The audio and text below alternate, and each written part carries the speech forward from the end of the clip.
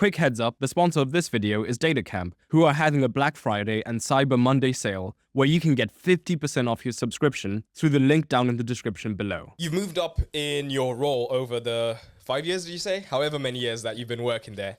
So that means you must have stood out from your colleagues in some reason, in some way, for them to decide that Mo is the one who we want to push up into this position. So do you have any tips for how to move up in your career and to differentiate from other data analysts?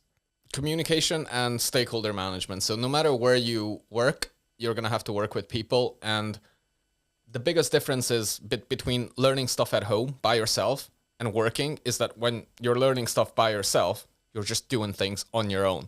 Like no matter how difficult the problem is, you can solve it by yourself because you Google stuff or you code up something. But when you go to work, that's not the case. When you go to work, you need to please stakeholders. You're not just doing things to, learn a new Excel skills or new Python skills or new SQL skills. You're pulling data from SQL because you have an end goal of doing some kind of analysis. You're creating something in Excel because one of your business stakeholders asked for a certain report or you want to find insights. So you need to be very clear and precise with your communication, and you need to be able to deliver complex topics like data in very simple ways. Because say my organization, we have 60,000 employees.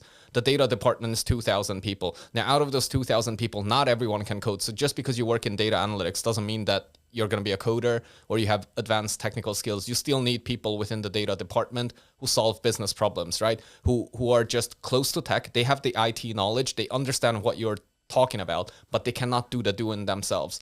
So say you have 1,000 people or maybe even less than that who are really technical. So you have another 59,000 plus employees who are non-technical. So you need to be able to explain to them what you're doing, and you need to be explaining to them what you need from them so that you can identify their data problems and solve their data problems. And this is a space where I excel. I would say one of the best skills I have is just connecting with both technical and non-technical audiences.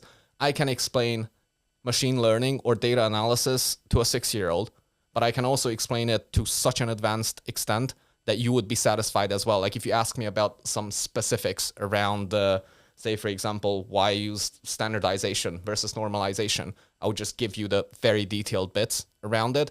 But I can also explain in a way that I just use this because for this type of model and this type of data set, this is the one to go with. That's it. You don't need to know more. So sending accurate emails, like instant messaging in a proper professional way, rather than like speaking to your friends. Yeah. Or just in general, speaking clearly and communicating clearly, whether it's a workshop, a meeting, waiting for other people to finish their sentences, be a likable character. Don't use too many fluff words if you don't have to. So if I jump on a call and every second word you have is actually, I'm just going to think this is actually crap. So yeah, communication, stakeholder management, because people by far, I think, are going to be the most difficult, items or whatever things you're going to have to work with. Yeah. Nice. That's super insightful. I can't wait to take that forward into my career. Communication, yeah. A lot of people don't talk about it enough because everybody's hyper fixated on, can I code? Do I know enough maths? Especially if they're coming from a non-technical background. So I think emphasizing that more, even in classroom settings, would be useful if my university had emphasized it more, that you need to learn how to communicate, and perhaps made us write more simulated client-facing reports would have been really useful, because that's such an invaluable skill, honestly. Like just actually a specific example here. So I remember the first email you sent me when you reached out, and I looked at it and I was just like, okay, I think I want to do this, because you structured it in a nice way. It wasn't one long paragraph. You had different bullet points. You had different paragraphs. It wasn't long. It was less than, I would say, 10 lines. And I knew exactly what the messaging was about. Because, I mean, man, I get some emails that are like 10 lines long, no space, no nothing. And I don't even know what the ask is. It's usually like, help me now, I need a job.